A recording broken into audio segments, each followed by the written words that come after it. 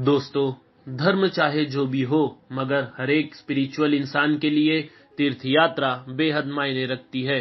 जिस तरह हिंदू के लिए चार धाम की यात्रा होती है, कुछ उसी तरह हर मुसलमान अपने जीवन में एक बार मक्का मदीना की यात्रा जरूर करना चाहता है।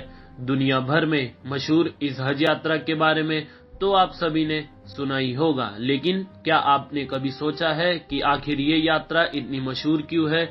वहाँ ऐसा क्या होता है जिसके लिए मुसलमान बेकरार रहते हैं, और आखिर वहाँ पहुंचकर ये सभी करते क्या है?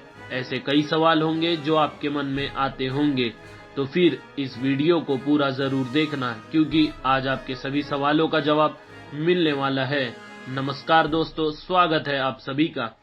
क्या है इस्लामी कैलेंडर के 5वें महीने जिलहिज्जा की 8 से 12 तारीख तक सऊदी अरब के तीर्थ स्थल मक्का शहर में हज यात्रा का आयोजन किया जाता है।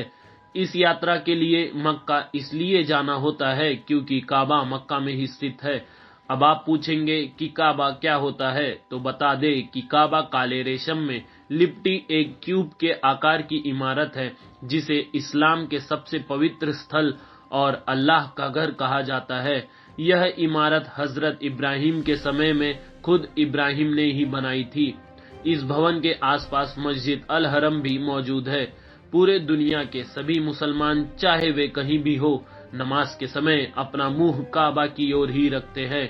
यही वजह है कि हज मुसलमानों का तीर्थ स्थल है, जहां जिंदगी में एक बार उन्हें जाना होता है। जहां जिंदगी में एक बार जाना इस्लाम में जरूरी बताया गया है। जब कोई हज के लिए जाता है तो अपने सभी रिश्तेदारों से मिलता है और अपने सभी गलतियों के लिए माफी मांगता है, और जो लोग हज नहीं जा पाते वो वहां जाने वाले बंदों के हाथों अल्लाह का पैगाम भेजते हैं। हज का महत्व इतना ज्यादा इसलिए भी है क्योंकि ये इस्लाम के 5 पिलर में से एक है, जिसमें कलमा पढ़ना, नमाज पढ़ना, रोजा रखना, ज़कात देना और हज पर जाना शामिल होता है। बता दे कि कलमा, नमाज और रोजा तो सभी मुस्लिमों के लिए अनिवार्य है, इसमें किसी को कोई छूट नहीं दी गई है, लेकिन ज़कात और हज में यह छूट दी गई है। जो लोग सक्षम है, यानी जिनके पास इतना पैसा है, ज़कात यानी कि दान दे सकते हैं और हज पर जा सकते हैं, उन्हीं के लिए ये दोनों काम करना जरूरी है। दोस्तों, 5वें दिन के हज के दौरान कई तरह की रस्में निभाई जाती है, जिनमें पहला दिन ईराम, दूसरा तवाफ, तीसरा सही, चौथा अराफत, हर 5वां मुस्तफा की रस्म के साथ पूरा होता है। इस दौरान हर हज यात्री एक सफेद रंग की ड्रेस पहनता है, जिसे कीराम कहा जाता है। इसके बाद सभी काबा के चारों ओर 7 बार परिक्रमा लगाते हैं, जो कि मुस्लिमों के लिए प्रार्थना की दिशा है। अल सफर अल पहाड़ नामक पहाड़ियों के बीच आगे और पीछे चलते हैं, जमजम के कुएं से पानी पीते हैं, चौकसी में खड़े होने के लिए अराफत पर्वत के मैदान में जाते हैं और शैतान को पत्थर मारने की रस्म पूरी की जाती है। पत्थर फेंकते ही जिसके बाद तीर्थयात्री अपना सर मुड़वा देते हैं, पशु बलि की रस्म करते हैं और फिर 3 दिन चलने वाली इंटरनेशनल फेस्टिवल ईद उल अजहा में शामिल होते हैं। यह सभी रस्में अपने अपने जगह विशेष महत्व रखते हैं, मगर आज हम बात करने वाले हैं तीसरे दिन की, जब बकरीद के बाद एक महत्वपूर्ण रस्म निभाई जाती है, जिसमें हज यात्री रमी जमरात पर पत्थर मारते हैं। वैसे जिन लोगों ने रमी जमरात का नाम नहीं सुना है, उनकी जानकारी के लिए बता दे कि एक ऐसी जगह है जहां 3 बड़े खंबे मौजूद है। इन्हीं खंबों को लोग शैतान मानते हैं और उस पर कंकड़ फेंकते हैं। माना जाता है कि अगर कंकड़ नहीं मारा जाए तो हज यात्रा पूरी नहीं होगी। मगर अब सवाल ये उठता है कि हज जैसी धार्मिक यात्रा पर इस तरह पत्थर मारने की रस्म क्यों निभाई जाती है? तो इसे समझने के लिए आपको जाना होगा कई सालों पहले पैगंबर हजरत इब्राहिम की दुनिया में ऐसा क्या हुआ था जो हज में शैतान को पत्थर मारे जाते हैं। दरअसल इस्लामिक मान्यताओं की माने तो दुनिया में 1,24,000 पैगंबर है, जिन्हें खुदा का संदेशवाहक माना जाता है। इन्हीं में से एक थे पैगंबर हजरत इब्राहिम। ये मुसलमानों के नबी है, जिनको अल्लाह ने अपना दूत बनाकर दुनिया की भलाई के लिए भेजा था। माना जाता है कि हजरत इब्राहिम का जन्म 4000 साल पहले हुआ था।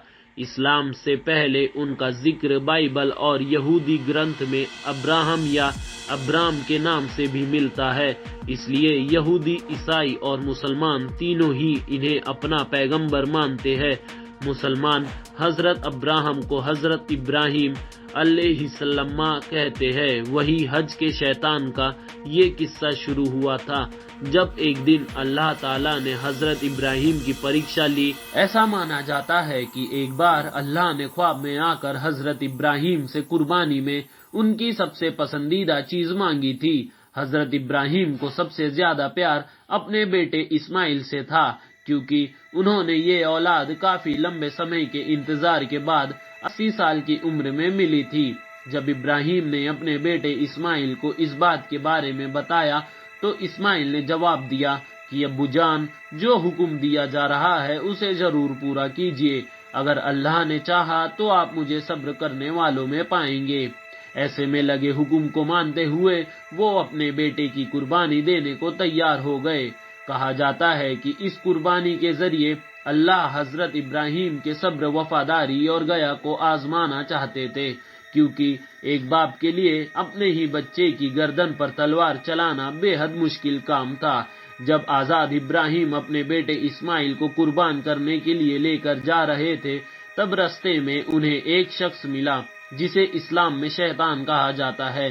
शैतान ने हजरत इब्राहिम से कहा कि वह इस उम्र में क्या अपने बेटे की कुर्बानी दे रहा है। बुढ़ापे में वो तुम्हारा सहारा बनेगा और तुम उसे ही कुर्बान करने जा रहे हो। इसके मरने के बाद कौन तुम्हारी देखभाल करेगा। शैतान की ये बात सुनकर हजरत इब्राहिम सोच में पड़ गए और एक बार के लिए तो उनकी कुर्बानी का ख्याल भी डगमगाने लगा था, मगर फिर उन्होंने अपने आप को संभाल लिया और अपने जज्बात पर काबू करते हुए उन्होंने शैतान से कहा कि दूर हो जा मेरी नजरों से। तो शैतान है जो अल्लाह के काम में रुकावट बन रहा है। ऐसा कहा जाता है कि शैतान ने उनके बेटे इस्माइल को भी बहकाने की कोशिश की, लेकिन उन्होंने भी उसे फटकार दिया। बता दे कि जिस जगह पर हजरत इब्राहिम और उनके बेटे को वो शैतान मिला था, ये वही जगह बताई जाती है जहाँ वो 3 खंबे मौजूद हैं, जिन्हें शैतान मानकर हज यात्री पत्थर मारते हैं। उनका मानना है कि उस शैतान ने अल्लाह की मर्जी के काम में रुकावट पैदा करने की कोशिश की थी। उसी वजह से हज यात्रा के दौरान शैतान पर पत्थर मारे जाते हैं। कुर्बानी के वक्त कहीं अपने बेटे के प्रति उनकी भावनाएं आड़े न आ जाए, इसलिए हजरत इब्राहिम ने अपनी आंखों पर पट्टी बांध ली थी। अपना काम पूरा करने के बाद जब उन्होंने पट्टी हटाई तो उनका बेटा इस्माइल उनके सामने जिंदा खड़ा हुआ मिला और वेदी पर कटा हुआ मेमने का सर पड़ा हुआ मिला। तभी से इस मौके पर बकरीद मनाई जाती है, जिसमें बकरे और मेमने की बलि देकर उसे जरूरतमंदों में बांटने की प्रथा है। आपको बता दे कि हर साल लगभग 2 मिलियन से भी ज्यादा लोग हज के लिए जाते हैं, जिनमें एक संकरी घाटी में बने पुल से होकर गुजरना पड़ता है। ऐसे में लाखों श्रद्धालुओं की भीड़ को संभाल पाना प्रशासन के लिए भी बड़ी चुनौती होती है। तमाम इंतजामों के बावजूद हज यात्रा के दौरान पहले भी कई तरह के हादसे हो चुके हैं, जिनमें बहुत से तीर्थ यात्रियों को अपनी जान गंवानी पड़ी थी, मगर फिर भी लोगों की श्रद्धा में कोई कमी नहीं आती, बल्कि साल दर साल हज पर जाने वाले लोगों की संख्या में बढ़ोतरी होती रहती है। हज से जुड़ी एक और खास बात यह है कि मक्का ही इकलौती ऐसी इस्लामिक होली साइट है जहां आदमी और औरत एक साथ रहते हैं और सभी रस्मों को निभाते हैं, जबकि आमतौर पर ज्यादातर मस्जिदों में आदमियों और औरतों के लिए सेपरेट एरिया बनाए जाते हैं। वैसे बहुत से लोग इस बात से भी अनजान हैं कि हज पर जाने वाले यात्रियों को इसके लिए खास ट्रेनिंग भी दी जाती है। इसके लिए जगह जगह पर वर्कशॉप लगाई जाती है और कई तरह की किताबें भी बांटी जाती है, जिनमें हज यात्रा के दौरान ध्यान में रखने लायक हर जरूरी बात बताई जाती है। अगर आपको हमारा ये वीडियो पसंद आता है तो अगले वीडियो में हम आपको डिटेल में बताएंगे कि हज पर जाने से पहले आपको किन किन बातों का ध्यान रखना चाहिए। लेकिन उसके लिए हमें चाहिए इस वीडियो पर ज्यादा से ज्यादा लाइक, और हाँ, अगर हज से जुड़ी कोई और जानकारी आप जानना चाहते हो तो कमेंट में जरिए हमें जरूर बताएं। चलिए फिलहाल के लिए बस इतना ही, जल्द लौटेंगे एक नई वीडियो के साथ। तब तक आप हमारे चैनल पर अपना प्यार इसी तरह से बनाए रखें और ऐसी इंटरेस्टिंग वीडियो देखने के लिए हमारा चैनल सब्सक्राइब करें और बेल आइकन पर क्लिक करें। आपका बहुत बहुत शुक्रिया।